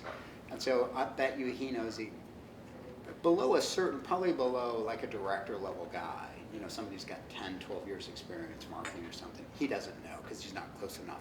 But at that and above, he probably knows within 5 or 10% what the market's paying right now in Austin, Texas. And he's probably got an okay idea out in California. So then also, so that's the employees. I know there's a big discussion going on like a year ago where somebody was doing a study on what founders should get paid. I laughed my ass off because it was like, these 22-year-olds, you have a seed idea and you should be making 150 grand a year. That's wow. what they found. It really, that's actually what it said. So like when you minimum wage has gone up a lot. Yeah, I was thinking. Can I get that job? I was thinking they needed ramen. Like ramen, you got an efficiency apartment, you're good. But no, it really was. It was like 6 figures. So for like, especially when you got 4 guys and you're adults, you're real adults. Right. Like, how do you figure out what your salary should be? All joking aside, going back to the question you asked a long time ago about the 22-year-olds, one thing that is good is that there is this. I'll work for almost nothing, because I'm a student. I just don't have a lot of needs. I don't have family. I don't have kids, and that is a competitive advantage, when you start. And I think the really good ones do that. That they get by on paying themselves 20 or 30 or 40 grand a year because they can. Yeah. For us, that's one thing that does change as you do it later in life. I'm lucky that. My wife and I don't have kids, and we've always kept our cost of living pretty modest, and so I didn't have to have any big salary needs. But I just asked. I said, guys, the less you take, the longer the money goes. It's really simple in the beginning, and so I'm not trying to put you on the spot, co-founder, but tell me what's the absolute minimum you can get by with, because they see everything the way we do it anyway. They're between the founders. There's nothing hidden, and so I'm like, you're going to see every month where we're spending money. Do you want to go 6 months or not? Just the more you can get by without, the longer we can go. And why is that important to them? The longer you go, the more value you build, which means the higher the valuation when you raise money, which means the more the company you keep. And so. It's in their best interest to be as frugal as they can. So now, like this one, I wasn't quite as draconian in my last one. The last one, I took a 66% pay cut to start that company. And this one wasn't quite that big. It was probably about 45. But like at some point, how much money do you need? I mean, that's the thing that kind of bugs me about the trend you're talking about is. Yes, it's more expensive out there, but you can't have a bunch of needs yet. You're just out of school, so what car are you driving? If you've done 3 already and you're already worth a bunch of money and you drive a fancy car, God bless you. Can you help me out and teach me something? I'd like to learn from you. So then, a couple. Sorry to interrupt. Just want to make sure you were aware of the. There's a candidate waiting on me. Yeah, has to be out of here in 30 minutes. Okay. And we only have about an hour, but I'm happy to let you. Yeah, no, whenever you're ready to wrap up. Sorry, I didn't mean to interrupt you. We're just live TV. Yeah. How much more time do you have? It's totally up to you. If you're getting close, I can wrap up and talk to him a little bit. Or We've got about 4 more questions, which is no, let's go for them. Let's go. This is more fun than that. I don't get to do this every day. Just so you guys know at home, it really is live TV. Yeah. Okay, so we talked about the employees. Okay, so what was easier with this business than you thought? Like, so many years ago, you were looking at this and you thought something was going to be insanely hard, and it was like, wow, that wasn't too bad. I keep waiting for the shoe to drop, to be honest. I mean, a bunch of things that are hard about doing these. I guess to answer that directly, what was easier? I never imagined user growth would be so fast. Really? Okay. Our original plan, after we decided free, we were going to launch summertime of '06, and the plan Jay had said, and we thought this was crazy, had to be 3,500 users by the end of the year. Because in my last company, enterprise software company, we were 7.5, 8 years old when we went public. Yeah. We were doing about 70 million in revenue. We had 77 customers, because it was, you know, millions of dollars to buy the software. Yeah. But even if I took all the users of the software, you know, in all those big telcos, Yeah. it was like 5,000 after 8 years. So Wow, yeah. we thought, wow, to get to that number in 6 months is obscene. We launched Spiceworks July 24th, 2006, and we hit 3,500 users in 10 days. Damn. Wow. We ended the year at 32,000 and some change. So okay, this is what drives me out of my mind. That's complete. I had no idea. You know, like, how do you do that in 10 days? Like, what is that? I can tell you my guess, because obviously I didn't know, or I'd be lying. And so I think some of it was Jay did a good job of, you know, the idea was heresy. You know, that there you would put ads in an app that would be used, like an enterprise application, Yeah. was just short of heresy. And so press people wanted to write about your obvious downfall. You're obvious now. Okay. So CNET, InfoWeek, PC Magazine, there were 3 or 4 of these out of the chute Yeah. that you call them up and say, hey, beta's going live on this date, we'll pre-brief you under embargo, blah, blah, blah, all that stuff, right? And so we did that, and they were good citizens, they actually adhered to the embargo. And so at midnight, our time on the 24th is when those were released, but we didn't think about the whole 24/7 nature of the internet, which meant in Australia and New Zealand, they'd already read the articles and they were parked on our website waiting. Huh. And so we put the first download up right at midnight. We're all up in our tiny little office, and think we're all smart, right? That we'll be able to control how fast this happens, which we think will be measured in tens of something. Yeah. And in, I don't know, like 2 or 3 minutes, like bam, 50 are gone Wow. to New Zealand. Yeah. And I'm like, ruh-roh. Oh. And Greg's like, how are we going to support it? I'm like, I don't know. And so I think that was the catalyst. I mean, we were driving a little bit of traffic back then, Yeah. but we weren't like paying gobs of money. Yeah. And so people would read this. And I think one of the other things we might have done that was smart was we purposely, the original version of the website was 1 page. Okay. Yeah. And we counted the number of words on it. We optimized, we just obsessed around absolute minimum number of words to describe what it did. Yeah. And then a picture and a download button. You couldn't go read about product features. Your choice was try it or move on. And so a lot of people tried it. And I bet a lot uninstalled it too, but you know, it didn't matter. And so you got this big spike. That rate didn't continue, obviously. It would have been way more than 32,000. But I think when it settled down, call it, you know, maybe middle of August, there's about a 2 to 3 week kind of decay curve when you have a big press spike like that back then. It's not noticeable now. We've never added less than 200 new users a day. Really? At a business day. Yeah. At this, we now do about, on a weekend now, we'll do 250 or 300. We now, we do about 2,300 a day now. Every So what is day. the max though? That wasn't actually going to be my question. Where do you max out at? I mean, how many small businesses are there in the world? So 2,300 a day. Yeah, it's a lot. Well, that's IT guys, not businesses, Okay, right? And so yeah. some of those are add-on users to existing installations of Spiceworks. That's actually become a big number now.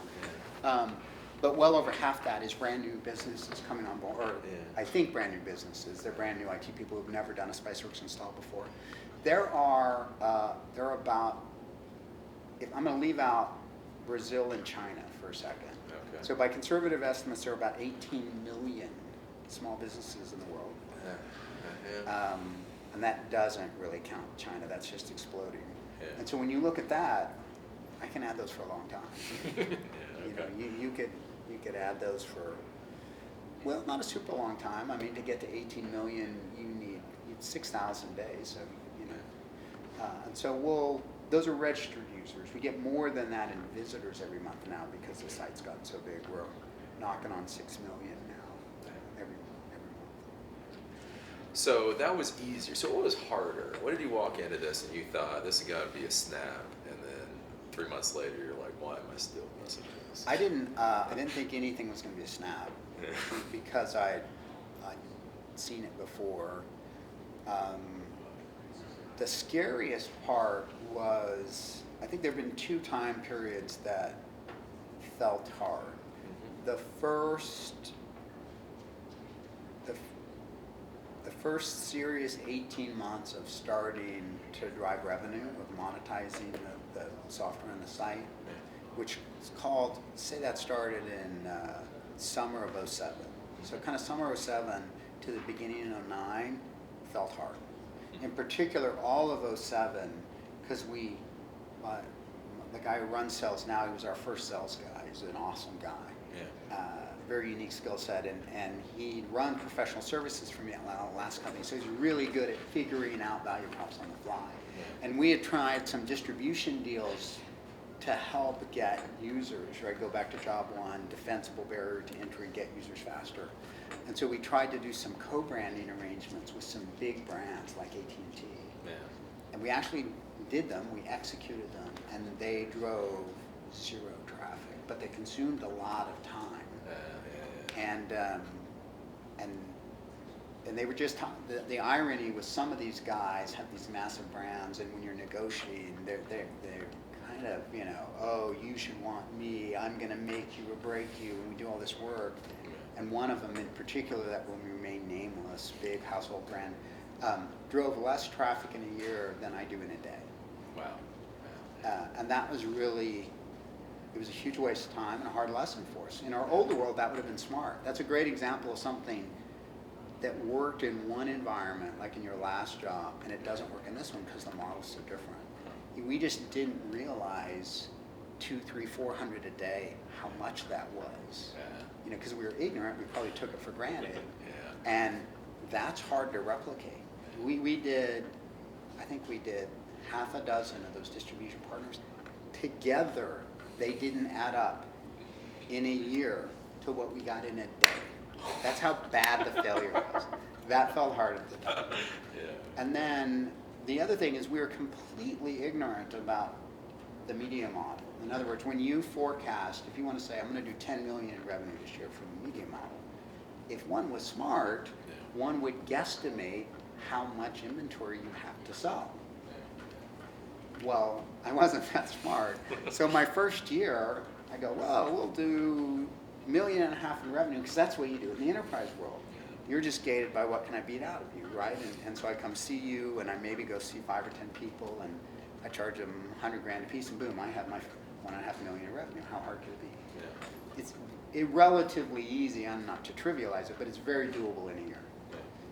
Well, in a media model, you have to produce the impressions. You can sell all you want. If there's no impressions, there's nothing to sell. It's like airplane seats. Yeah. So I picked the number, Kevin joins, because I picked the number, in December of '06, before, he starts, and he's like, no problem, I can sell $1.5 million. Yeah. And then we generate about enough impressions to do 300 grand. It's kind of embarrassing. And I'm like, oh. But I don't figure that out probably till like August. That's important. And, so there were all kinds of little challenges like that because I didn't really understand the model. Now that was the fun part, was getting to learn something totally new. So while I was enjoying that part of it, at the time, and I do remember, it's like, why is this not working? I mean, is there some mechanical thing we're not doing? And yeah. The app and the community hadn't gotten big enough to support. Now the funny thing was the next year, I'm a little wiser. I'm like, okay, I think we'll do about this many impressions. And so, back then we said, hey, maybe we could do about the same amount of revenue again. And sure enough, it happened then. Because now we were smart enough to know you have to forecast your impression. So that has become my job now, is every year I get to kind of look at this living, breathing, organic beast and guess how many millions of impressions it's going to do. given it's starting to knock on 100 million a month, it's getting hard. Yeah. So some of the final wrap up, more the random questions, not quite to the core of your business, but like, so you just said, like, when we were talking about things like with Brazil and China. So a company like that, do you have a China strategy? Like, well, I mean, that's where all the growth is, but you look at it, they have a different language, a different government, they have a different, there's so much that's different, and yet it's the growing market. Yeah. We don't. I mean, honestly, we don't have one, or I guess we do. Our strategy is no. Now, the reason for us is the way we pick the next geo is we just look at our impressions, and I've finally learned in this business, till they get to a certain minimum threshold, it's not worth you direct selling them. Because you just don't have enough for anybody to care. And so until your reach is big enough in a geo that some advertiser would care, it's not worth doing. And then the second thing you have to ask yourself is, assuming you have the reach, what's the business model in that geo? Because they can be different. Like a CPM for a premium property like ours here in the States might be $35-40 for 1,000 impressions. In Germany, it's 100 euro. It's way more. Wow. It's because there's not very many of those properties. Okay. UK is kind of in between. UK is about 35-40 pounds. Yeah. Okay. Well, Australia, it's about $20. And China, they don't even always buy on an impression basis. So that's the second thing you have to figure out is, if you have the usage, does the model make sense for the way you monetize today? If not, you may have to change it. We do have the app. It's available in 39 different languages, I think. It might be 40 now. We don't do it. The user community does all the translations for us, which is really cool. Huh. Back in late 2009, we internationalized the app, and then we did the first translation in German the show could be done. And then we built it so the translation could be crowdsourced. So you can do the part you use, and I can do the part I use, and we can combine them. Okay.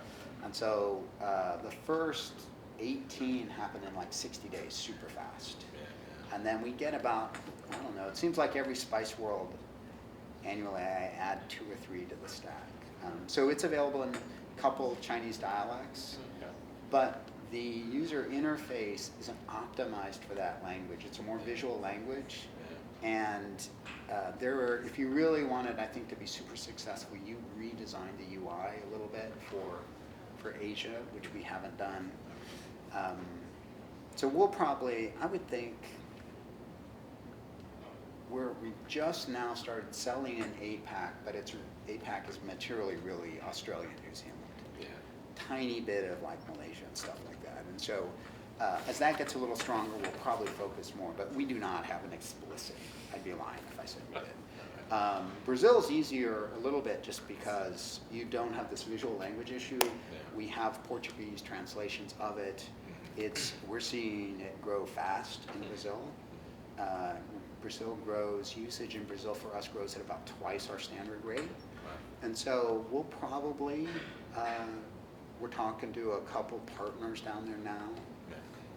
It's a little behind Australia, New Zealand in aggregate reach and everything, but it's growing faster.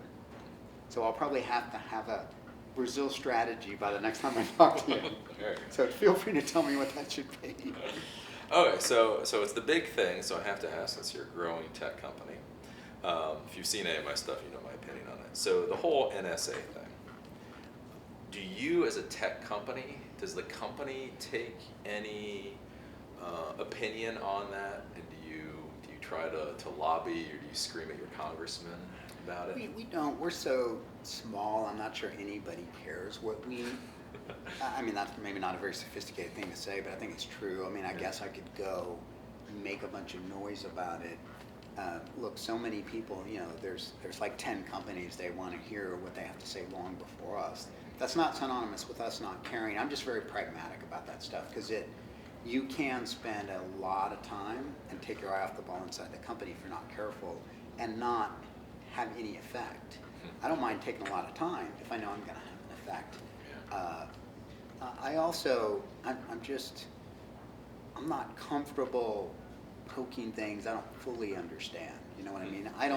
I don't know exactly what's transposing or transpiring out there and what's not. And so if I had better visibility into that, maybe I'd take a stronger stand. Yeah. I know what we do with our users, you know, and fortunately, nobody's calling me and asking me for anything, and you know, maybe that'll change tomorrow, but nobody has, and so you know, we just trying to build great product. I'm trying to kind of stay, you know, out of their way. Now, it'd be different if we'd have a hard time given how we feel about that stuff. If somebody said, "Give me all the data you have," that would be problematic. Yeah. And then also with, especially actually since we're in Austin, South by Southwest was just over that way. So the big thing that Snowden said in his interview there is somehow that he has radicalized the cryptographers. Radical. So I don't even know what that means. Neither do I. It's a great. It was a good soundbite though. It sounds awesome. Radicalized. I need to go radicalize something as soon as we're done here. So what they were arguing is now Google is using HTTPS, SSL, and Facebook, and all that's happening since the Snowden leaks. Have you guys modified any of your security, or were you happy enough with your security as it is since all that hubbub? We definitely haven't done anything because of that. Over the years, you know, I think when we started, we took a very just-in-time approach to everything we did, not just security. In other words, in my last company, I think we overbuilt, over-engineered the software long before it needed it. Okay. And this just gets down to good old-fashioned cost. And so there were parts of the system when we started. For example, in the very beginning, there were parts of Spiceworks because it was assumed you would be connecting internally in your network where the connection between the browser and the Spiceworks server were not secure because it was behind your firewall, and it was assumed that, you know, well, what happened? We had a bunch of MSPs download Spiceworks and start using it across firewalls, and that's not what we intended. And so over the years, because of what the users did, we just started tightening down the security, and now almost everything that happens just by default, it's all HTTPS because it's just simpler for us to only have one thing to do. Okay. But it's not been in a response to anything except users. You've seen the software in a way we consider to be a happiness problem. They were more aggressive than we intended them to be, and so you know we did something accordingly. Now the other thing we do, just because of the world we came from, in my last company we had big telcos as customers, and so there were parts of modem technology in like 50 million endpoints. And so we have a couple security firms we pay regularly to, you know, both us and our software to test it, and you know, to try to break it, and through social techniques and technical techniques, and because we're just, you know, we built it before. We know you can never be perfect. You can never be secure. A hacker can always do something you can't. That's never going to change. And so I'd rather just be proactive and try to break it ourselves, and at least we'll find the obvious things. Yeah. And you know, we have over the years, there have been one or two like, oops. We're not perfect, and but at least that's us. I'm glad we did that and we found it. You know, when you're sitting around the table, you're like, wow, I'm glad we found that, because you know, it's just people. They're not machines. They're not infallible. So our CTO does that personally. He drives that, and you know, every year when he comes with the report, I'm like, knock on wood, it's gone, you know, well. But I just think you have to in this day and age. You have to be as proactive as you can. And that still doesn't mean, you know, I won't show up on the news tomorrow. It just, there's nothing you can do about it. And then, so I guess one of the questions is, so your governor has made a big hubbub Great. by putting commercials in other states, basically telling all the small businesses of the other states, your state sucks, come to Texas. Really, it's about that way. So you started your startup here, it's grown to 250, you got 57 million, you're obviously growing. So when the whole question comes up, whether it's Democrats or Republicans, they have their own arguments about what is better for you. I love it when people tell me what's better for me. So as far as the government is concerned, as far as you view the government, you know, whether it's taxes, whether it's regulation, whether it's improving education, what do you see as like what do you see as the one or two things the government can or shouldn't do that will actually in fact help you? I'll tell you what my pet peeve. Boy, if my wife was here, she'd have a field day with this. What was a little hard to watch is, I forget who the company was, but recently we just saw, City of Austin, tax incentives. I forget who it was. It was Dropbox or something like that, big name. Get them to move to Austin, and they had to, now hold on to this, they had to promise to create 100 jobs in the next 10 years. And I'm like, what am I, chopped liver? I'm gonna create 100 jobs this year, and I missed the memo where I got tax incentives. Oh, okay. So that's a pet peeve of mine. I get why they do it for economic development, but I think it's kind of crappy that you assume, because I'm already here, well, you don't have to do anything for me. Now, flip side, I don't need anything, right? I'm gonna do it anyway, but it's like a double standard. It kind of bugs me. I understand the rationale why they do it, bringing jobs here. We have 100 people a day moving to Austin. I don't need any more. That's my view. I won't be popular. Rick Perry's going to call me now and say, Scott, you're an idiot. That's probably right. But, I get why they do it, say move to Texas, but, why don't you try to grow from within? Because here's what's going to happen. Some of those, the vast majority of those jobs, they're not moving from California. That's not net new. You're employing the best people are going to quit some job they have here in Austin and come to work for whoever the new guy is. And so in that scenario, you're no different than me. But, last year I created net new like 80. I missed the memo that year too, where I got tax incentives, right? Yeah. And it didn't take me 10 years to do it. But it's, I guess that's your lot in life when you start in a town. But that's the kind of stuff that kind of bugs me. What else? I don't know. I get contacted every now and again by the Chamber of Commerce, and I've seen a flurry of activity about, how can we better help you? Yeah. And I haven't really ever seen that turn into anything that positive.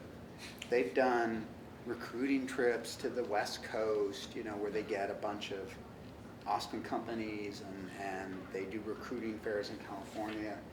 And we've never participated in, but I know a couple of companies, they never gotten anything out. Because if you're in California, if you're not planning to move to Austin, you're not moving to Austin, right? And so that's the only thing we do is we try to have our profile be visible enough that if you're somewhere else, Baltimore or California, and you go, I'm coming to Austin, now where should I work? We'll pop up on your radar. Okay. #1 workplace to work 3 years in a row and stuff like that. But that's not going to cause you to leave Silicon Valley to come here, right? And so I think there's a little bit of hubris in all these, I don't know, that's just me. I'm not the most politically savvy guy, as you can tell. The phones are probably already ringing downstairs. So then the final question today is, if you were an 18-year-old right now and you wanted to get in the whole tech world, what would you target? Like what is the hot, sexy, be like, damn, if I was 18, I'd be all over that. Well, I'll tell you the thing I'm most intrigued with. It's not our space. I just think when I think about it, it just makes my mind boggle. And it's just there was a great book written by Ray Kurzweil 10 years ago called The Age of the Spiritual Machine. Okay. And it's a fascinating book. And in there, he starts it out with just a couple of premises. But one of the things he goes, look, today this was written.